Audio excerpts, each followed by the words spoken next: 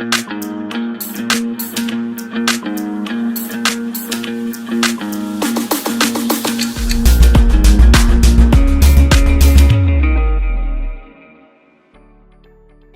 everyone, I'm Jovie and you're watching On Point with Jovie right here at Asian Media Network. I'm so excited and thrilled because our special guest for today is one of the most sought after lawyers right here in Arizona and a good friend of the Filipino or Asian American community. Please help me welcome attorney Patrick SamPair from the SamPair Group. How are you, Patrick? I'm doing great, Jovie. Thanks for having me. Well, it's so great to have you here on the show, and thank you because of your super busy time, but you had an opportunity and, you make time for us, to have a one-on-one with you today. Well, I really appreciate it, and it's fun to be around you. I've been around you a number of times, and we have a lot of fun together. I know, you have been really one of the most sought after lawyers right here in Arizona. I know I had a great conversation. Some of our kababayan, some folks here. Can you tell us more about the SamPair Group? Well, the SamPair Group has been around for 25 years now, and I've been around a lot longer than that. But we focus primarily on family law, although I'm also a partner in a personal injury law firm. But the bulk of my work, and particularly the work I've done with Filipinos, is in family law. And our office is in Glendale, Arizona, but we have several offices around town, and we service the whole valley. And I'm really curious about that. And of course, first off, I would like to say thank you. You're doing a great and tremendous job, serving all our clients, most especially like the Filipina, right? With the family law, the practice that you are into. But, knowing that in this town, we have some sort of challenges with these Filipinas. And before I ask you that, you've been into a different facet of law. So you've been traveling around the country, and how do you end up being practicing or being focused into family law? Well, when I first started practicing law and I came to Arizona, I came from Omaha, Nebraska. And I came out to Arizona because I couldn't stand the weather back in the Midwest. And I came to Phoenix, Arizona, and I got a job working in a law firm defending tax evaders, basically. And of course, as a young lawyer, that was kind of a strange thing because I had no background in tax at all. But anyway, I wound up traveling all over the United States. I've been to every federal court in the United States, including the United States Supreme Court. I've been admitted to practice all over the United States, basically. I've represented indigent defendants. I've been appointed by the federal court system to represent indigent criminal defendants. All this happened for the first 10 or 12 years of my legal career, and it gave me a tremendous background. The experience in court like that, I would pay them to give me that experience. But as luck would have it, I married a woman, and as a matter of fact, she was from another country, and we had a child, and I found myself in Georgetown in Washington, D.C. for 3 months away from my 7-month-old child, and I came back and said, I can't do that, I can't raise kids like that. So I quit that job, and with no idea of what I was going to do next, somebody referred me a couple of family law cases, and here we are 25 years later. Wow. So you were kind of into a different field, defending, the tax cases or, into that litigation aspect to become more of a family man. So now you are more focused with the family law. So I would like to ask you just really one cheesy question. So how many cases have you won? Oh gosh. On top of your head. I know it's a really interesting question, It probably would be in the thousands. In the thousands, right? I've been around a long time doing this, so I represent several hundred cases a year, probably 300 cases a year over the course of an entire year. And now I don't take as many cases now because I usually take bigger cases. Yes, but I have other lawyers that work with me, and as a group, we probably take 400 or 500 cases a year. And what makes you more involved with the Asian American community, most especially the Filipino American community? Well, as you know, my wife is Filipina, My first wife unfortunately passed away. And one of my clients at the time, actually a divorce client, was a Filipino woman here in town. And after a couple years, we became friends, and we weren't dating or anything, just friends. And she noticed that it was about time for me to start dating after I, of course, had got over the death of my wife. And so she showed me this website. I knew nothing about the web. And lo and behold, there's all sorts of people meeting on the web back then. Oh, now there's wow. even more now, by the way. About 40% of all relationships start on the web right now, Really? online. But anyway, so she introduced me to this site. I think it was called Cherry Blossoms, but my wife would probably correct me. Okay.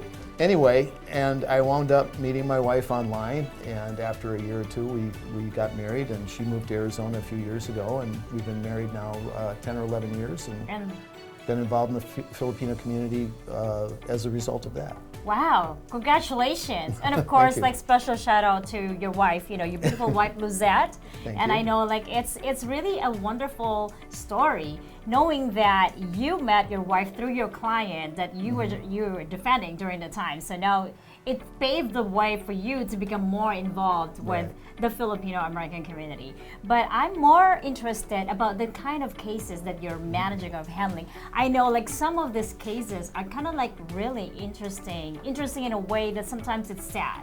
Like sometimes we all know like we have some kababayans or some Filipinos like coming from the Philippines, coming here to the States, to America, to have a better life, get married, with an American or like a US citizen, but then they end up like going into a controlling relationship and worst, being a victim of domestic violence. So how many kind of cases do you manage that, and how do you feel about that, being you as an American, being married to a Filipino? Well, in terms of actual Filipino cases, I'll take a few a year, a handful a year that have those serious kind of problems in it. I probably say 50% of my clients right now have serious domestic violence cases. So it's a really serious problem nationwide, frankly. And in the most cases, it's the woman who is the victim. Not every case, but most cases. You really bring a good point up when you talk about women who, it's mostly women obviously, who meet their spouses online and come to the United States, and they come for a better life. They come because they're in love, just like everybody else. But oftentimes they're a little naive about how much of a change they're going to face. My wife came from the Philippines years and years ago before I met her, and the change in culture and the dynamics that go on in the United States versus the Philippines is a serious cultural change, and not everybody's ready for that. Then, of course, when you meet your husband online and they come to the Philippines, and maybe you meet them a half a dozen times or more, and you have a lot of communication on the internet and so forth, you really don't know who they are. Most of us have dated in our lives, and our best relationships are usually the ones where we got to know each other for a while before we made any serious commitments. For instance, my own wife, who I met, actually she was here in the United States, but we dated for a year and a half before we got married, and I think that was really beneficial to us to develop an understanding of what kind of people we were. You can't do that online. It's impossible. And that said, though, many women come from the Philippines. I'd say most women who come from the Philippines have great relationships. Not everyone.